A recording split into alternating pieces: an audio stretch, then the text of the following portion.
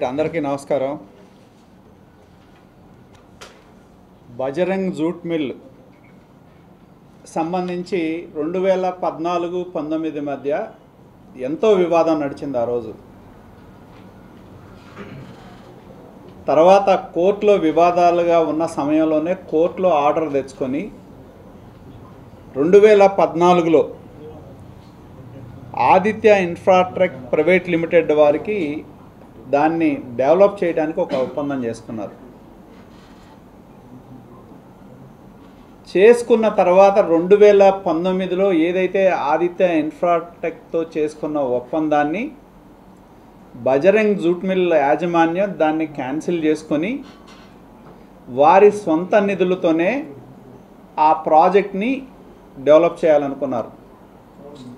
మొదట్లో ఆదిత్య ఇన్ఫ్రాటెక్ మొదలుపెట్టినప్పుడు 5 ఫ్లోర్లతో పర్మిషన్ తీసుకున్నారు. తర్వాత దాన్ని రివైజ్డ్ ప్లాన్ కింద 18 ఫ్లోర్లకు పెట్టారు. పెట్టిన తర్వాత వైకాపా ప్రభుత్వం అధికారంలోకి వచ్చిన తర్వాత ఏదైతే 2019లో వాళ్ళు సొంతగా దాన్ని అభివృద్ధి చేయాలి అనే నిర్ణయం చేసినప్పుడు వాళ్ళ యొక్క కంపెనీలో అంబటి మురళీకృష్ణ గారికి అద్భుతమైన చరిత్ర ఉంది, నిర్మాణ రంగంలో అనుభవం ఉందని చెప్పి ఆ ప్రాజెక్ట్ని కన్స్ట్రక్షన్ సూపర్వైజ్ చేయడానికి, మార్కెటింగ్ చేయడానికి హోల్ టైం డైరెక్టర్గా నియమించుకోవడం జరిగింది. అక్కడి నుంచి కథ మొదలైంది. ఎప్పుడైతే ఆయన హోల్ టైం డైరెక్టర్గా దానిలో వాళ్ళు ప్రాజెక్టు పర్యవేక్షణ చేయటం, కన్స్ట్రక్షన్ సంబంధించి మార్కెటింగ్ చేయటం, దానికి సంబంధించిన ఖర్చులు పోను వచ్చిన లాభంలో 30% ఆయనకి చెల్లించడానికి డెవలప్మెంట్ అగ్రిమెంట్ 2019లో చేసుకున్నారు. తర్వాత అంబటి మురళీకృష్ణ కన్ను ఆ ప్రాపర్టీ మీద పడింది. పడితే వాళ్ళందరూ కూడా ఎవరైతే బజరంగ్ జూట్ మిల్ యాజమాన్యంలో ఉన్న మొత్తం 8 డైరెక్టర్లు అంబటి మురళీకృష్ణ ఒకరిని తీసేస్తే మిగతా 8 మందిలో 7 కలకత్తాలో, బెంగళూరులో ఉంటారు. ఒకే ఒక్క వ్యక్తి వేలూరులో ఉంటారు. ఈయన ఏ విధంగా రాష్ట్రంలో మనం చూసాం, జగన్మోహన్ రెడ్డి గారి నయా దోపిడీ మనం చూసాం. అలాగే గుంటూరు నడిబొడ్డున అంబటి మురళీకృష్ణ వైఎస్ఆర్సీపీలో అధికారంలోకి వచ్చిన తర్వాత తన అన్న మంత్రి కావటం, వైఎస్ఆర్సీపీ యొక్క అధినాయకత్వాన్ని, అధికారాన్ని ఉపయోగించి గుంటూరు పట్టణంలో ఉన్న ప్రముఖుల యొక్క భాగస్వామ్యంతో ఈ ప్రాజెక్టుని కబ్జా చేయడానికి నిర్ణయించుకొని ఆయన చేసింది ఏంటో తెలుసా? తనకు సంబంధించిన 2 వ్యక్తుల చేత, ఇక్కడే ఉంది అసలు కథ అంతా కూడా, తనకు సంబంధించిన 2 వ్యక్తుల చేత నూకల చంద్రశేఖర్, ఈయన ఎక్కడో హిమజ టవర్స్ బ్రాడీపేటలో గుంటూరులో ఉంటాడంట. తర్వాత కరణం వెంకట సుజన్ కుమార్ కేర్ ఆఫ్ నాగరాజకుమారి, ఈయన ఎక్కడో హైదరాబాద్లో ఓల్డ్ ఆఫీస్పేటలో మియాపూర్లో ఉంటాడంట. వీళ్ళిద్దరి చేత రేరాలో కేసు వేయించాడు.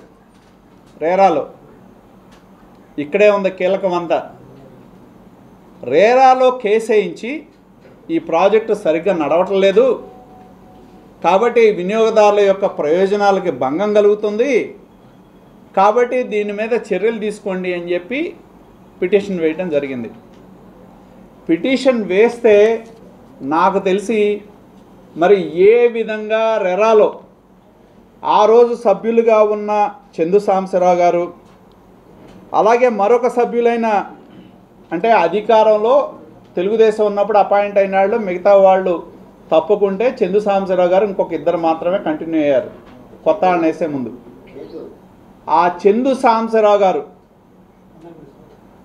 నాకున్న సమాచారం ప్రకారం ఆయన్ని గుంటూరు తీసుకొచ్చి వీళ్ళే ఈ ఆర్డర్ డ్రాఫ్ట్ చేసి రెరాలో ఆ ఆర్డర్ మీద చందు సాంబశివరావు గారికి వారికి ఉన్న పరిచయాన్ని వినియోగించి అడ్డగోలు ఆర్డర్ ఇచ్చారు. అడ్డగోలు ఆర్డర్ ఇది. అంటే ఇవాళ గుంటూరు పట్టణంలో 11 ఎకరాలైన విలువైన భూమిలో 5 ఎకరాల 83 సెంట్లు దాని విలువ మీరు గుంటూరు పట్టణంలో వేస్తే కనీసం ఎకరం 12 కోట్ల 13 కోట్లు ఉంటే 60-70 కోట్ల ప్రాపర్టీ అది స్థలం వరకే. ఈ రెరా ఆర్డరు ఎంత అడ్డగోలు ఆర్డర్ ఇచ్చారంటే ఎవరైతే డెవలప్మెంటల్ మేనేజ్మెంట్ అగ్రిమెంట్లో ఉన్న అంబటి మురళీకృష్ణ అంట ప్రాజెక్టు కో పార్ట్నర్ కింద తీసుకోవాలని చెప్పి రెరా ఆర్డర్ ఇచ్చింది. కో పార్ట్నర్ కింద స్థలం ఎవరిదో వాడు పోయారు. రెరా సిగ్నేటరీ కూడా బజరంగ్ జూట్ మిల్ వాళ్ళు ఉంటే ఇతన్ని కూడా సిగ్నేటరీ కింద పెట్టమని ఆర్డర్ ఇస్తారు రెరాలో. అదేవిధంగా వాళ్ళు యాక్చువల్గా గత ప్రభుత్వంలో రియల్ ఎస్టేట్ బాగాలేదు కాబట్టి ప్రాజెక్టు కుదించుకుందామని నిర్ణయించుకున్నారు. బజరంగ్ జూట్ మిల్ వాళ్ళు ప్రాజెక్టు కుదించుకుందామని నిర్ణయం తీసుకొని 3 టవర్ల బదులు 2 టవర్లే కట్టాలని నిర్ణయం తీసుకొని లాస్ట్ లోటస్ టవర్ ఆపేయాలని నిర్ణయం తీసుకున్నారు.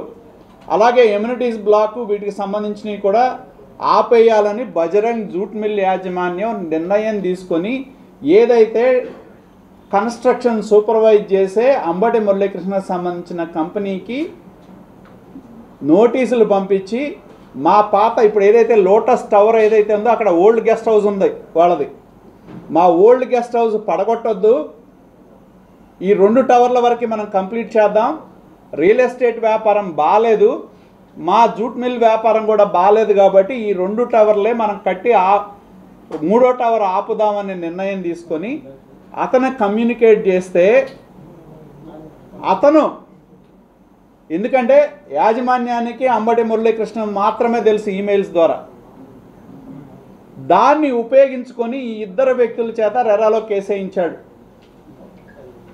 కేసు వేయించి వాళ్ళని అక్కడున్న అధికారులని మేనేజ్ చేసి అధికారాన్ని ఉపయోగించి అదేవిధంగా మెంబర్లుగా ఉన్న చందు సాంబశివరావు గారిని నేను ఛాలెంజ్ చేస్తా ఉన్నా ప్రభుత్వం దాని మీద, ఎందుకంటే నేను ఇంకా వివరాలు చెప్తా.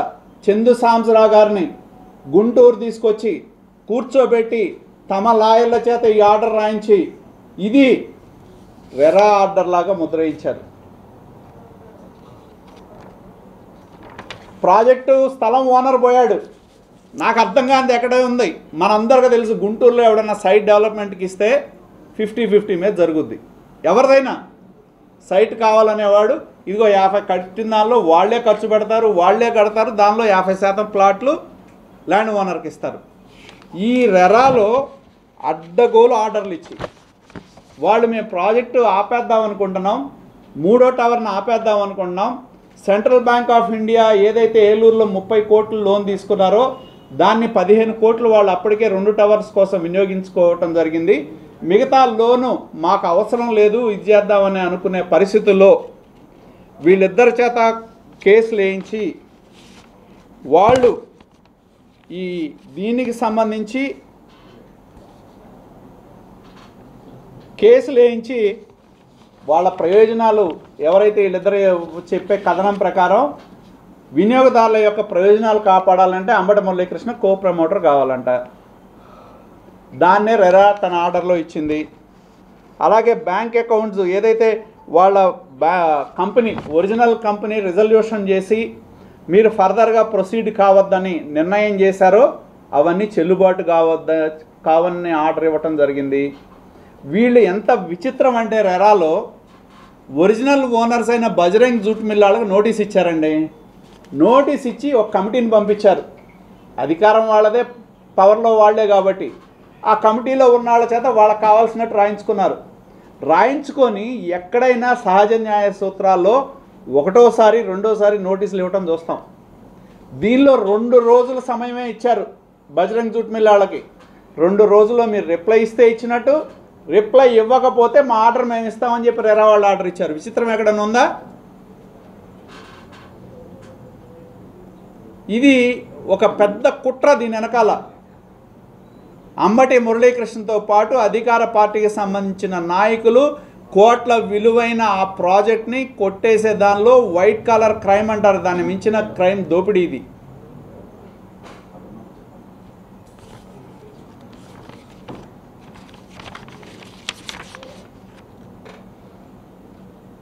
కోట్ల విలువైన బజరంగ్ జూట్ మిల్ వాళ్ళకేమో బ్రాండ్ వాల్యూ లేదంట, అంబటి మురళీకృష్ణకేమో బ్రహ్మాండమైన బ్రాండ్ వాల్యూ ఉందంట. రెరాలో ఇస్తారు. దేనిలో? దోపిడీలో ఉంది ఆయనకి బ్రాండ్ వాల్యూ. అడ్డగోలుగా స్థానికేతరులని వాళ్ళని బెదిరించి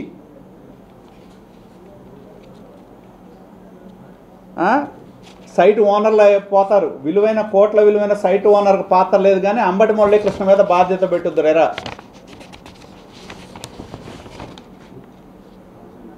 అదేవిధంగా ఏం చెప్తారు? ఇవన్నీ వాళ్ళని ఏం డైరెక్ట్ చేస్తారు? మీరు మెమరాండం ఆఫ్ అండర్స్టాండింగ్ కానీ ఎంఓయూలు కానీ మొత్తం ఈ ప్రాజెక్టులకు సంబంధించి అంబటి మురళీకృష్ణనే బాధ్యులుగా చేస్తూ మీరు రెజల్యూషన్స్ చేసి ఇమ్మంటారు. ఈ ప్రపంచంలో 7 వింతలని మనం వింటాం, ఇది 8వ వింత ఈ ఆర్డర్.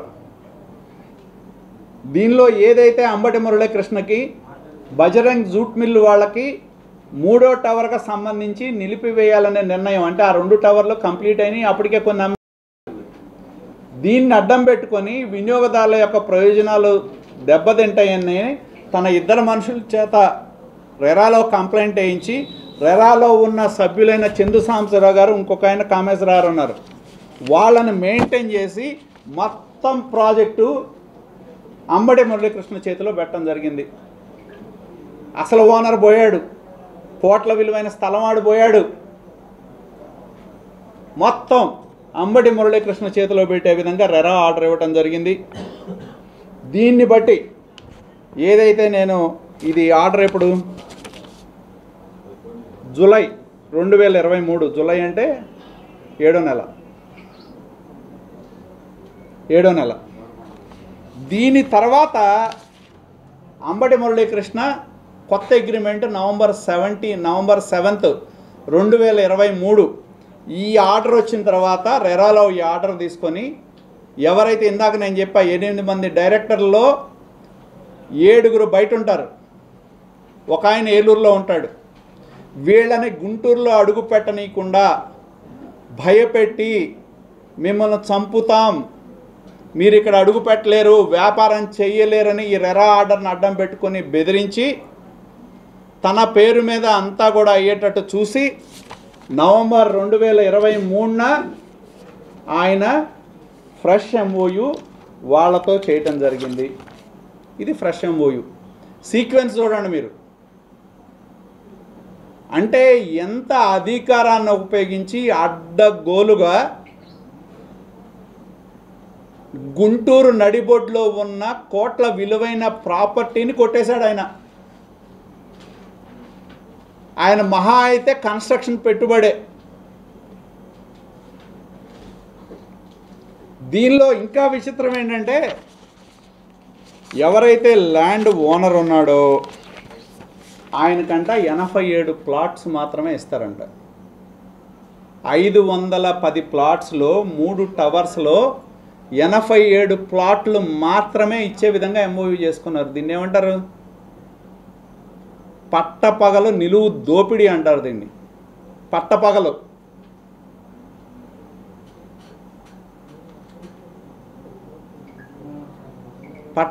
నిలువు దోపిడీ. ఎందుకంటే ఇది జూలై 7వ నెలలో 2023లో రెరా ఆర్డర్ వస్తుంది. ఈ మధ్యకాలంలో వాళ్ళని బెదిరించి మిమ్మల్ని చంపుతాం, ఈ ప్రాపర్టీ మీదకి రానియం. దీనిలో వైకాపాకు సంబంధించిన పెద్ద నాయకులు కూడా ఇన్వాల్వ్ అయ్యి ఉన్నారు. ఈ సెటిల్మెంట్లో ఇన్వాల్వ్ అయ్యి బెదిరించి వాళ్ళని నిలబెట్టి ఈ ఎంఓయూ చేయించుకున్నాడు. ఈ ఎంఓయూలో 87 ప్లాట్లు మాత్రమే. 15% ఎంతో వచ్చుద్ది. స్థలం వాళ్ళది. ఆ కట్టిన 2 టవర్స్లో ఇన్వెస్ట్మెంట్ వాళ్ళే చేశారు మొదట్లో. కట్టాల్సింది 3వ టవరు, ఎమ్యూనిటీస్ బ్లాకు, వీటన్నిటికీ కలిపి కేవలం 87 ప్లాట్లు ఇచ్చేటట్టు ఎంఓయూ చేసుకున్నాడు. జగన్మోహన్ రెడ్డి రాష్ట్రాన్ని దోపిడీ చేస్తే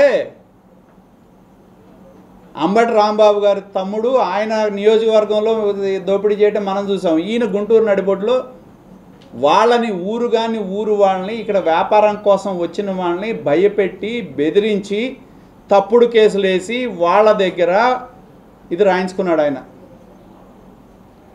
రెండోది నాకు ఆశ్చర్యం వేసేది ఏంటంటే కార్పొరేషన్ వ్యవహారం. కార్పొరేషన్ వ్యవహారం చూస్తే చాలా ఆశ్చర్యంగా ఉంది. ఈరోజు కూడా ఆశ్చర్యంగా ఉంది. నిన్న మొన్న కూడా నేను ఫొటోస్ రిలీజ్ చేసే వారం క్రితమై కూడా ఎమ్యూనిటీస్ బ్లాక్ తవ్వుతుంటే కార్లు దానిలో పడిపోయి పక్క సైట్లకు సంబంధించిన స్థలం కూడా ఇదయ్యి కొత్త కారు కొన్నది దానిలో పడితే కార్పొరేషన్ యంత్రాంగం ఇంతవరకు పని ఆపమని ఒకట్లా. నాకున్న సమాచారం పని ఆపమని ఇంతకుముందే ఆర్డర్ ఉంది. కానీ ఇవాళ వరకు కూడా కార్పొరేషన్ అధికారులు పని ఆపమని ఆదేశాలు ఇచ్చుంటే పని జరుగుతుంటే ఎందుకు మెదలకుండా ఉన్నారు?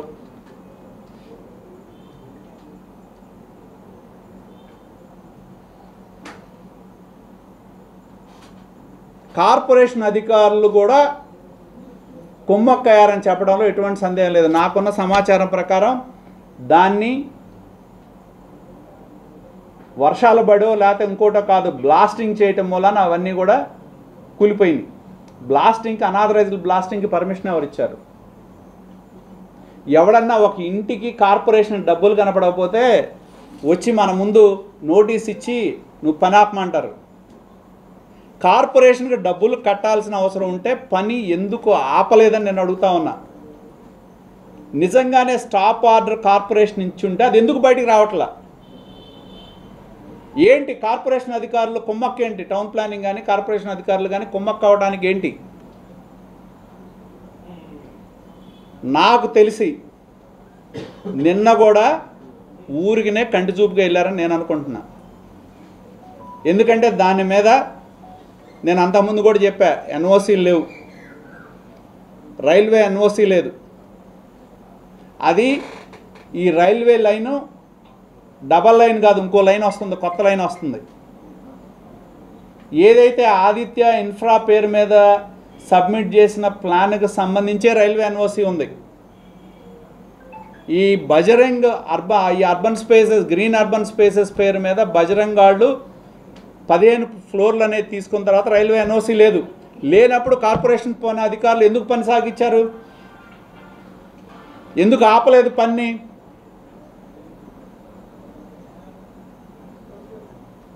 రైల్వే కార్పొరేషన్ అధికారుల దగ్గర అన్ని డాక్యుమెంట్లు ఉన్నాయి.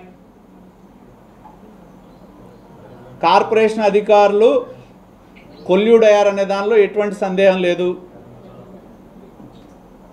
రైల్వే ఎన్ఓసి ఏదైతే ఉందో ఆ రైల్వే ఎన్ఓసి నా దగ్గర ఉన్న అనధికారికమైన సమాచారం ప్రకారం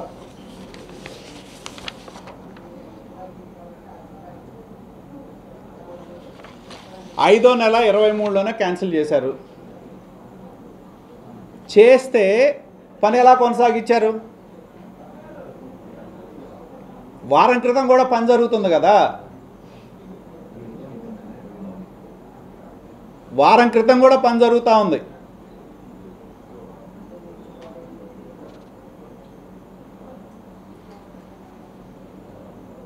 ₹1 ఒక ఇంటాడు కట్టకపోతే ఇంటి ముందు వచ్చి నువ్వు పనులాపి ముక్కుపిండి వసూలు చేసే కార్పొరేషన్ యంత్రాంగం పని ఆపకపోగా పని కొనసాగిస్తూ ఉంటే కళ్ళు మూసుకొని చోద్యం చూస్తూ ఉంది.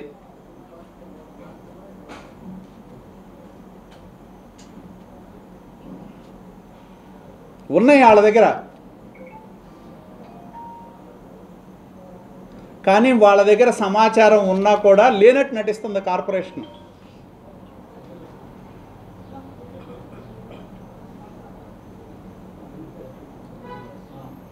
కాబట్టి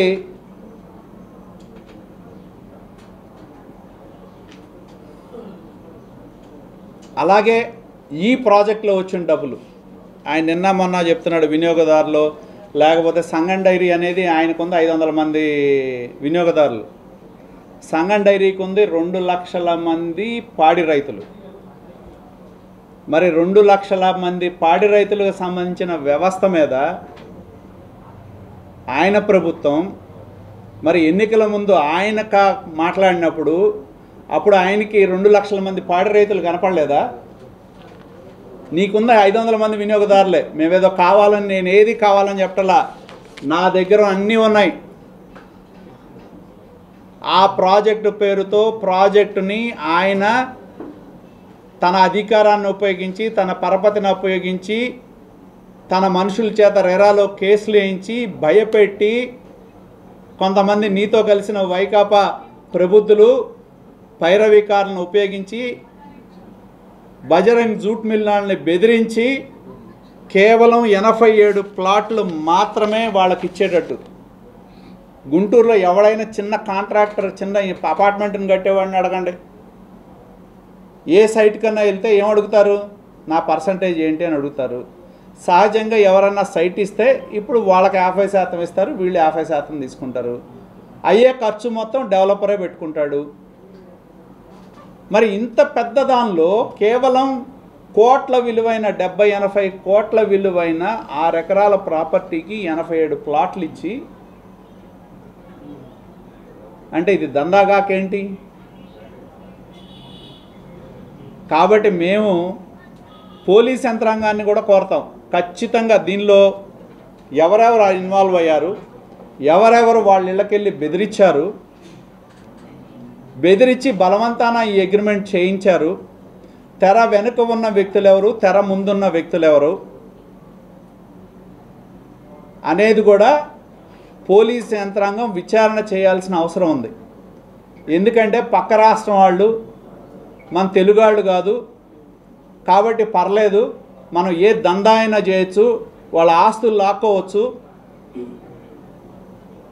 అనే దాంతో ఈ ప్రాజెక్టు మొత్తం కన్స్ట్రక్షన్ మేనేజ్మెంట్ నుంచి వచ్చిన వ్యక్తి ప్రమోటర్గా మారాడు. రూపాయి డబ్బులు లేవు ఆయన, కోట్ల విలువైన ప్రాజెక్ట్ ఆయన చేతుల్లోకి వచ్చింది. కాబట్టి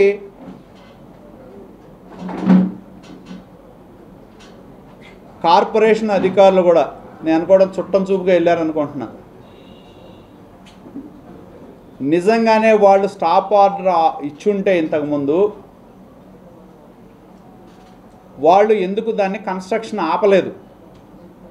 వారం క్రితం కూడా జరిగింది కదా, బేస్మెంట్లన్నీ తీశారు, కార్లు బండి కళ్ళ ముందు కనపడుతున్నాయి, కనపడినా కూడా కార్పొరేషన్ అధికారులు ఎందుకు కనీసం ఒకడెళ్ళి ఎందుకు చూడట్లా, ఎందుకు ఆపడల్లా?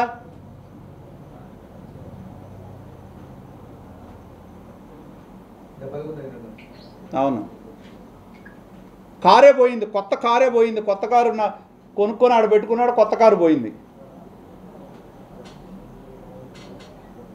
కళ్ళ ముందు బ్లాస్టింగ్ చేసినా పర్లేదు, కార్లు పడిపోయినా పర్లేదు, పక్కాడి స్థలం జారిపోయినా పర్లా, అనుమతి లేకుండా నిర్మాణం చేసినా పర్లా, సంబంధిత అధికారులు ఎన్ఓసీలు క్యాన్సిల్ చేసినా పర్లేదు. ఇవన్నీ కార్పొరేషన్ దగ్గర లేవా?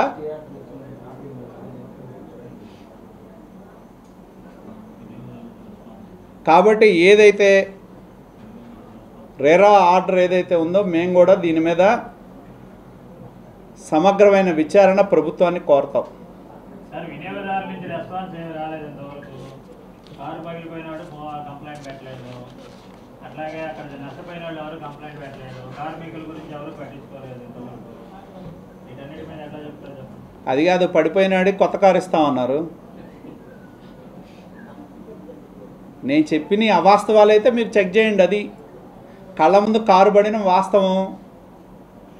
కంప్లైంట్ ఇచ్చాడా లేదా అనేది కాదు. ప్రభుత్వ యంత్రాంగం దేనికి ఉంది? కళ్ళ ముందు అరాచకం జరుగుతుంటే చూస్తా కూర్చోడానికి ఉందా ప్రభుత్వ యంత్రాంగం?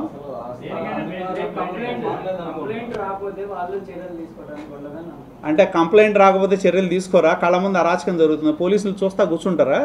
వెళ్ళరా పోలీసులు?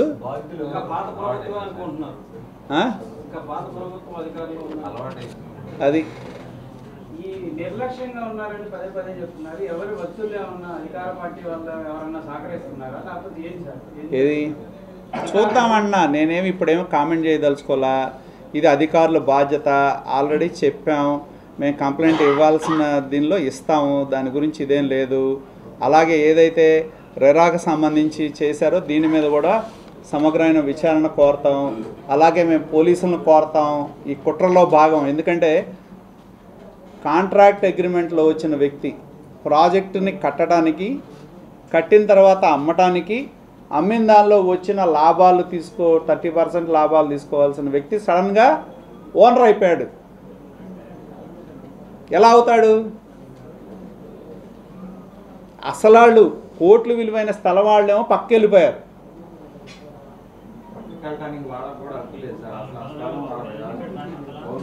చంద్రశేఖర్ సుజన్ కుమార్ ఇద్దరు కూడా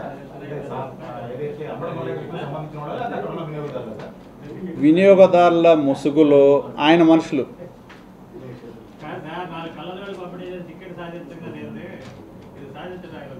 అది కాదు, ఎవరైతే ఇక్కడ నేను చెప్పినట్టు నూకల చంద్రశేఖరు, కరణం వెంకట సుజన్ కుమార్ వాళ్ళు ఆయన మనుషులు,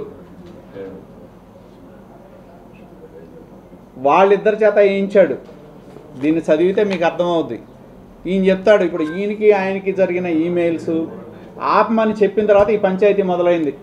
ఎప్పుడైతే బజరంగ్ జూట్ మిల్ యాజమాన్యం ఇతనికి ఈమెయిల్స్ ఇచ్చి 2 టవర్లకే పరిమితం అవుదాం, 3వ టవర్ వద్దు, రియల్ ఎస్టేట్ వ్యాపారం బాగాలేదు, మా కంపెనీలు కూడా నష్టంలో ఉన్నాయి కాబట్టి దీన్ని ఆపుదాం అనుకున్న తర్వాత ఈ కథ నడిపి వీళ్ళని ప్రవేశపెట్టి చందు సాంబశివరావు అనుకొని గుంటూరు తీసుకొచ్చి వీళ్ళే ఆర్డర్ రాసి ఆ రాజముద్ర ఆయన చేత వేయించి దీనిలో 87 ప్లాట్లు వాళ్ళకి ఇచ్చేటట్టు తర్వాత ఎంఓయూ చేసుకున్నాడు. సీక్వెన్స్ చూస్తే చాలు.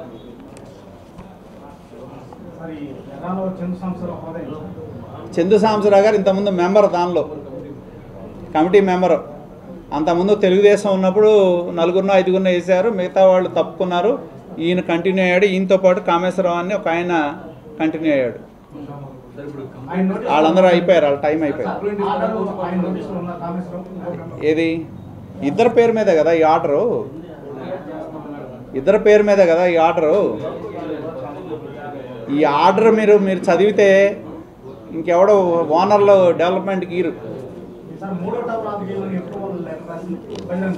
బజరంగ్ వాళ్ళకి 2021లో వాళ్ళకి అంబటి మురళీకృష్ణ కన్స్ట్రక్షన్ చేస్తున్నాడు కాబట్టి వాళ్ళిద్దరి మధ్య మేనేజ్మెంట్ ఇట్లా నిర్ణయం తీసుకుంది, 3వ టవర్ ఆపుదాము, రియల్ ఎస్టేట్ వ్యాపారం బాగాలేదు, మా కంపెనీల ఆర్థిక పరిస్థితి కూడా బాగాలేదని అంటే వీళ్ళిద్దరినీ ప్రవేశపెట్టి వినియోగదారుల ప్రయోజనాలు దెబ్బతింటాయని కేసు వేయించి ఈ ఆర్డర్ తెచ్చారు.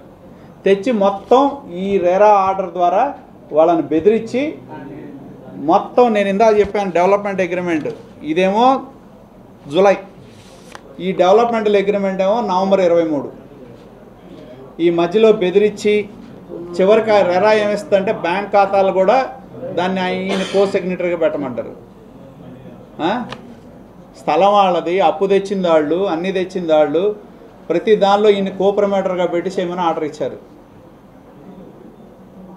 ల్యాండ్ మీద ప్రాపర్ హక్కులుండే బజరంగ్ జూట్ మిల్ యాజమాన్యం ఈ డెవలప్మెంట్ అగ్రిమెంట్ చేస్తుందా? రిజిస్ట్రేషన్ చేస్తే హక్కు లేకుండా రిజిస్ట్రేషన్ జరగడానికి కార్మికులకి 40% అంటే నాకైతే తెలియదు. ఇప్పుడు మన రామకృష్ణ గారు చెప్తున్నారు, నా దగ్గర అయితే దానికి సంబంధించి డాక్యుమెంట్లు లేవు. డాక్యుమెంట్లు లేనప్పుడు నేనైతే మాట్లాడలేను, అనధికారమైన సమాచారం. బట్ తీసుకుంటాం, మాకున్న సమాచారం ప్రకారం మా దగ్గర ఉన్న ఈ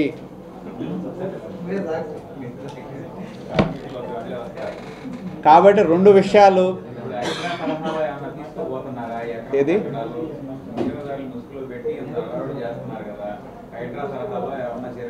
హైడ్రా తరాలో ప్రభుత్వాన్ని అడగాలి, నన్ను అడిగితే కాదు. నేను ప్రభుత్వం కాదు, నేను గవర్నమెంట్కి ఖచ్చితంగా ఈ అంశాల మీద తీసుకెళ్తాం, కంప్లైంట్ ఇస్తాం. కంప్లైంట్ ఇవ్వటం మా బాధ్యత. అవసరాన్ని బట్టి డిఫరెంట్ ఏజెన్సీస్ ఉన్నాయి, డిఫరెంట్ ఏజెన్సీస్ అన్నిటికీ కంప్లైంట్ ఇస్తాం.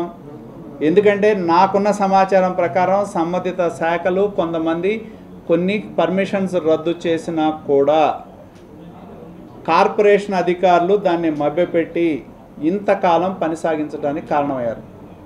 లోకల్ ఎమ్మెల్యే దృష్టికి తీసుకెళ్లారా? లోకల్ ఎమ్మెల్యే గారి దృష్టికి కూడా తీసుకెళ్ళాం, మాట్లాడతాం, వాళ్ళ సహకారం కూడా కోరతాం.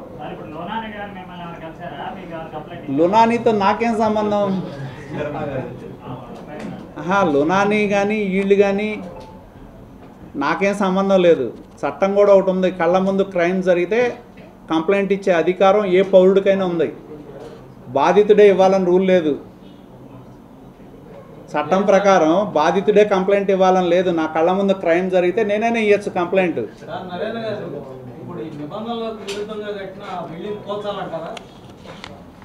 అది కార్పొరేషన్ నిర్ణయం చేయని, కూల్చాలా ఆపాలా ఏంటనేది కార్పొరేషన్ కదా.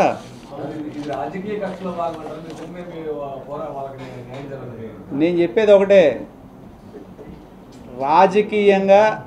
రాజకీయం చేసేటప్పుడు నేను రాజకీయం మాట్లాడతా. నేను ఇక్కడ గుంటూరు లాంటి పట్టణంలో నడిబొడ్డులో గత ప్రభుత్వ హయాంలో కోట్ల విలువైన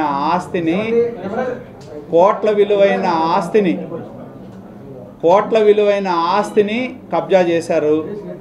మా దృష్టికి వచ్చినప్పుడు దాని మీద పోరాడాల్సిన బాధ్యత మా మీద ఉంది.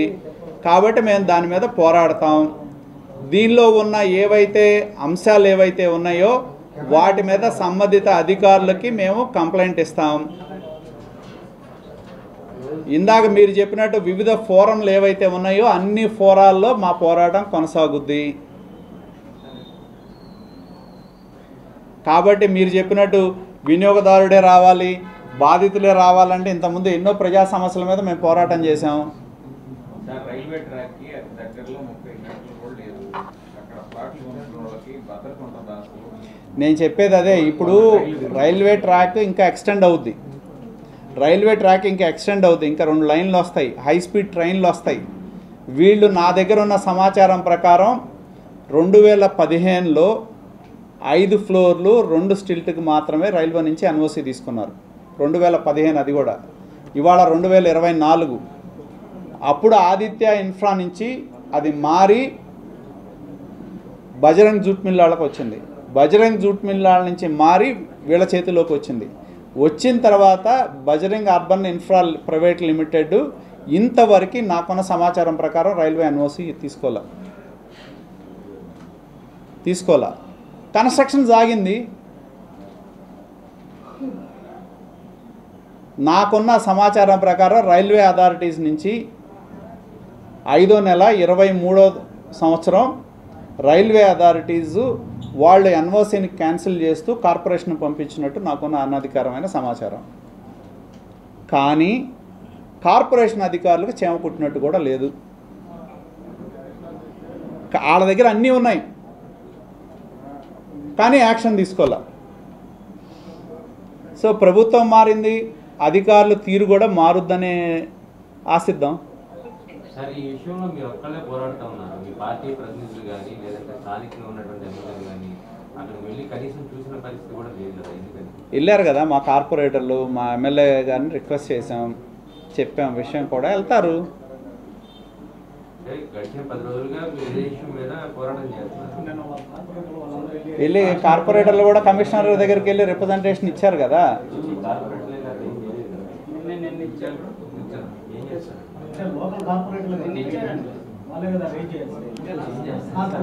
నేను ఒకటి చెప్పేది, దయచేసి సమస్య మీద ఇంతకుముందు మీరు చూస్తారు, మీరు కొన్ని ఇష్యూస్ చేసినా అది ఎప్పుడు ఒక సమస్య మీద 100 మంది ఎప్పుడు రారు.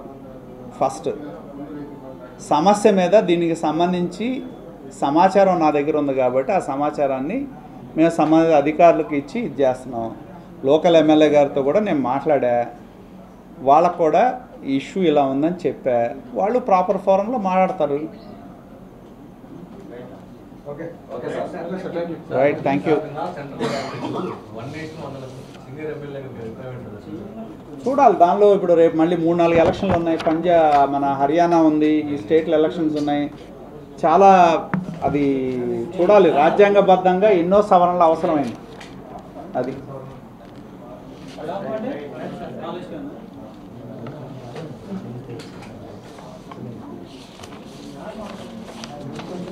Thank you. ఇంకేం లేవు కదా?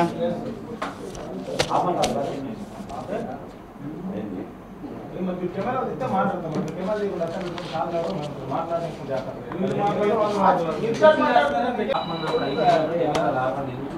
ఎవరైనా రిపోర్టర్ గారు